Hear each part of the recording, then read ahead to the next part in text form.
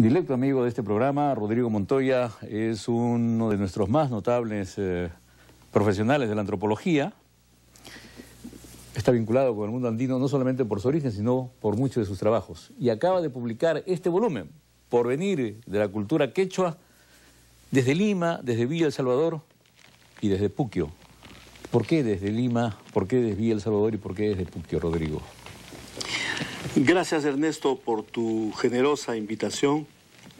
Desde Lima, porque en Lima está el contingente de migrantes andinos más numeroso del país.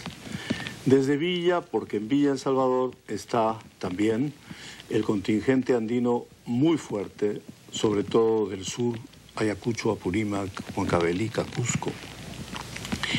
Y de Puquio porque soy nacido, criado, vivido y bebido en Puquio. Bastante bebido, ¿no? Mucho menos, más vivido que bebido. Y por otro, porque trabajé mucho en Puquio, hice varios libros también sobre Puquio y sobre la región de Lomas, Puquio, Andahuaylas. Y porque hay una etnografía fundada en Puquio. A partir de Arguedas, Puquio una cultura en proceso de cambio, los 4 famosos aylus de Puquio, la danza de las tijeras, y en fin. Con ese saber, con esa experiencia acumulada, pensé que situándome en los 3 lugares podía tener una visión de conjunto sobre el rumbo que toma la cultura quechua ahora en Perú. Cuando los andinos vienen a Lima, se supone que traen todas sus costumbres, traen su cultura y se insertan aquí en la ciudad. Y se supone, digo, que traen todas sus expresiones culturales. Sin embargo, aquí tú cuentas una anécdota, un ejemplo muy ilustrativo del modo como migrantes andinos tienen poco o nada que ver con el principio de reciprocidad. Y cuentas el caso de un danzante de tijeras que hace nombra padrino a un antropólogo para bautizar su nuevo equipo de danza. Y sin embargo no cumple ninguno de los rituales que se cumplen habitualmente en estos casos. ¿Qué pasa en una situación como esa? Ocurre en todas las culturas del mundo. En las culturas tenemos normas, ideales, principios. Somos educados en lo que debemos hacer. Tenemos héroes culturales que nos sirven de guías a todos y todas. Pero no todos seguimos las normas, no todos le hacemos caso a las indicaciones de la cultura. Y si bien la cultura tiene el principio de la reciprocidad como fundamento, no todos los individuos se guían por ese principio, por lo menos en determinadas circunstancias. Lo que se debía esperar yo del danzante de tijeras andino clásico es retribuir. ¿Cuál era esa manera? ¿Cuál era la forma? La forma muy sencilla.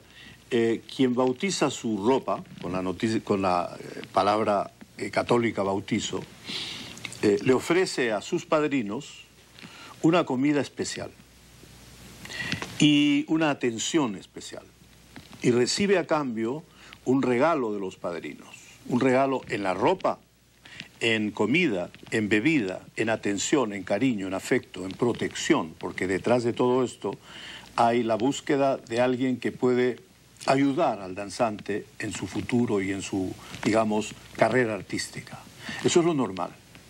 Pero en el caso preciso que cuento, la persona era demasiado pobre, vendía choclos en una plaza de Lima y creo que no estaba en condiciones materiales de retribuir. Me inclino a pensar en eso, porque además hay otro elemento. En todas las culturas del mundo hay tacaños. Ahora, en todo caso, es una demostración de que la cultura cambia en su contacto con la ciudad. Por supuesto, pero hay como dije antes, una contradicción entre los propios individuos, que no seguimos las normas que debiéramos seguir. Todos debiéramos ser respetuosos y no lo somos. Y frente a Lima, Lima es un ogro grande y hay que aprender, hay que soportar, hay que adaptarse, resistir. ¿Sabes una cosa? Perdón que te interrumpa. Yo siempre he pensado, ¿qué pasa por la mente de una persona que sale desde un lugar perdido en la inmensidad de los Andes, de pronto de la noche a la mañana, y se instala en el centro, en el caos multitudinario de esta ciudad? ¿Qué pasa en esa persona? Ocurre un shock extraordinario, un no saber qué hacer, cómo moverse, a dónde ir, y una especie de reaprendizaje forzado, corriendo. Me ha pasado personalmente en Lima lo que les ha pasado a grandes personajes de la música, como Máximo Damián. Yo, para no perderme, desde la pequeña pensión que tuve para ir a San Marcos cuando llegué, avanzaba 3 cuadras y ponía una rayita en una pared para saber, al regresar, que por ahí había pasado. Como los hilos de Dédalo. Pero exactamente, exactamente. Y entre la experiencia de Máximo Damián y la mía hay no solo años de tiempo de distancia, sino socialización diferente, porque él era un quechua y yo era un bilingüe con una experiencia notable de vida urbana, pero Lima es Lima. Entonces uno no sabe cómo moverse y tiene que aprender, pero el aprendizaje tiene que ser rápido. Uno se vuelve mosca con una facilidad extraordinaria. El castellano es un arma y no sé, ustedes lo han visto siempre, la persona que acaba de llegar busca un radio y está permanentemente con el radio, porque sabe que con la radio va a tener acceso a los sonidos del castellano y poco a poco va a aprender. Entonces hay la sensación de no conocer, no tener ningún dominio de la realidad y la necesidad extraordinaria de aprender, absolutamente de aprender.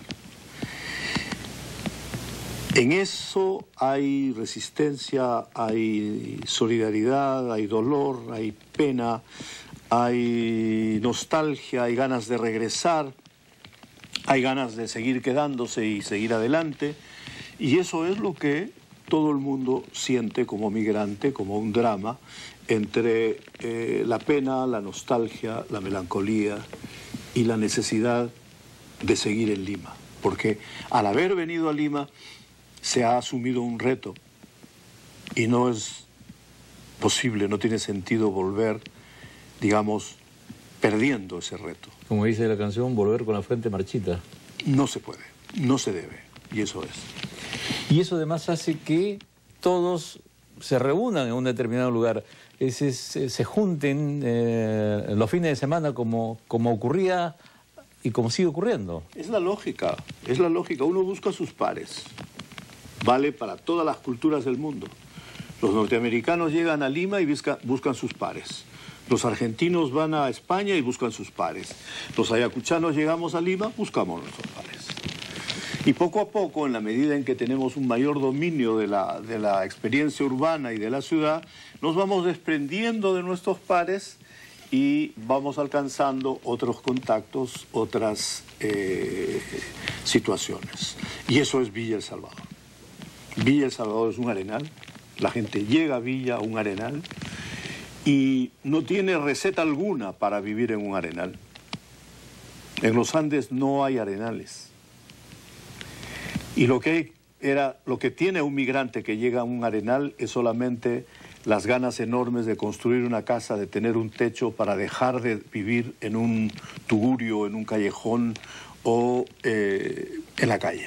Leoncio Bueno, en un poema dice, no teníamos agua para beber, pero sembrábamos árboles. Así es. Villa El Salvador es un ejemplo maravilloso porque no tenían nada. Lo único que había en Villa, en el arenal, eran muchos pájaros, muchas flores, muchos animalitos. Y eso contradice todo la versión que uno tiene de lejos de Villa. Y a partir de ahí comienza a construirse una ciudad basándose en el principio de la solidaridad y la reciprocidad andina. Allí sí funciona la... Pero por supuesto, porque por un individuo que no sigue la regla, hay 100 que la siguen. Y Apolinario Rojas, que es el creador de la noción de la Cuaves, le responde a Sinamos. Sinamos, un organismo del gobierno, había dicho: vamos a hacer aquí una ciudad original y vamos a formar una cooperativa autogestionaria, urbana autogestionaria.